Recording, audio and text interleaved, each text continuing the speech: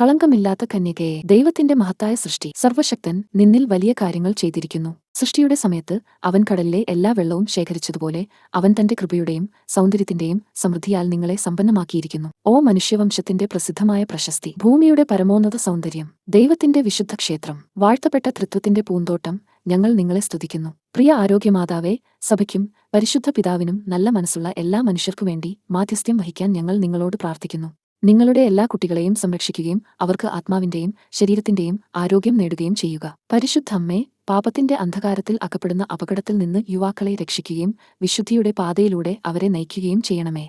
കന്യകമാരെ അവരുടെ പവിത്രതയിൽ സൂക്ഷിക്കുക. എല്ലാ കുടുംബങ്ങളിലും സ്നേഹബന്ധം സംരക്ഷിക്കുക. തീർച്ചയായും നിങ്ങൾ മാതാപിതാക്കൾക്ക് മാതൃകയാണ്. വിധവകളുടെ സംരക്ഷകൻ, തകർന്ന ഹൃദയമുള്ളവരുടെ അഭയം, ദരിദ്രർക്കുള്ള നിധി, രോഗികളുടെ ആരോഗ്യം. ഞങ്ങൾ ദൈവത്തിന്റെ വിശ്വസ്തരായ മക്കളായി നിലനിൽക്കേണ്ടതിന് ദൈവത്തിന്റെ കൃപയും സ്നേഹവും ഞങ്ങൾക്ക് ലഭിക്കണമെന്ന് ഞങ്ങൾ നിങ്ങളോട് അപേക്ഷിക്കുന്നു.